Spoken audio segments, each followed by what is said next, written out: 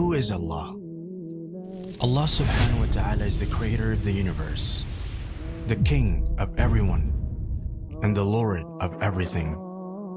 He is the only one who deserves to be worshipped. He manages the affairs of all kingdoms.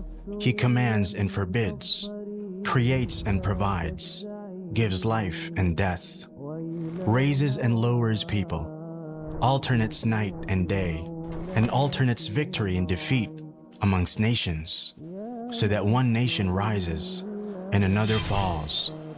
Only Allah's commands and decree are carried out throughout the heavens and the earth, deep in the oceans and in the skies, and throughout the entire universe.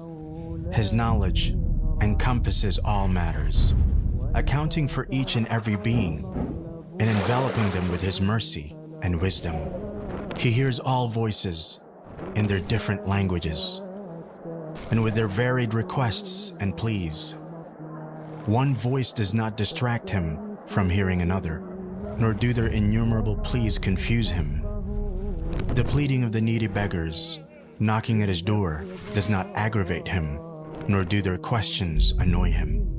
He sees all things, the visible and invisible.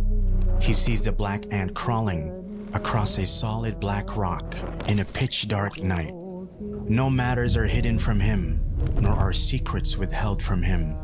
He has knowledge of all that has occurred and all which has yet to occur.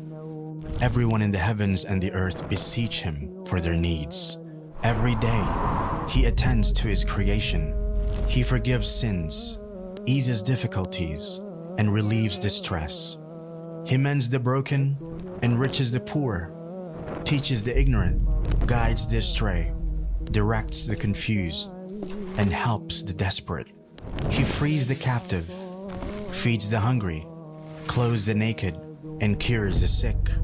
He accepts the repentance of the one who repents and rewards the one who does good. He aids the oppressed and humbles the tyrant. He conceals faults and calms fears. He does not sleep, nor sleep benefit Him. The deeds of the night ascend to Him before those of the day, and the deeds of the day before those of the night. Light is His veil. If He were to lift His veil in this world, the splendor of His face would burn all of His creation. What He possesses is not diminished by what He gives, for His right hand always remains full. On the day of judgment, the whole earth will be enclosed in a single grip of His hand, and all the heavens will be rolled up in His right hand. Then He will shake them and say, "I am the King. I am the King. It is I who created the world out of nothingness, and I who will return it to how it was." No sin is too great for Him to forgive. No request too great for Him to fulfill. We're all in His heavens and on His earth. From the beginning to the end of His creation, mankind and jinn alike were to be as pious as the most pious amongst them. This would not increase His sovereignty in the slightest. And if they all, from the beginning to the end of His creation, mankind and jinn alike, were to be as sinful as the most sinful amongst them, this would not decrease His sovereignty in the slightest. If all those in His heavens and on His earth, human beings and jinn, living and dead, were to assemble in one place and ask Him, and He gave each one of them what they asked for, this would not decrease what He has by even an atom's weight. He is the first before whom there is nothing, the last after whom there is nothing. He is the Most High, and there is nothing above Him. The most near, and there is nothing closer than Him. He is the most blessed and exalted. He is the most worthy of being worshipped and remembered. He is the most deserving to be thanked and praised. He is the most compassionate of kings, the most generous of those who are asked, the most forgiving of those who have power, and the most just of those who take revenge.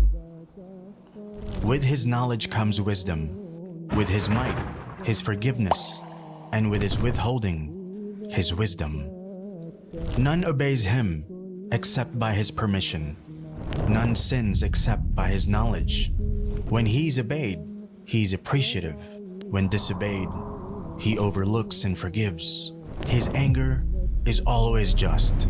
Every punishment from him is just, and every blessing from him is a favor.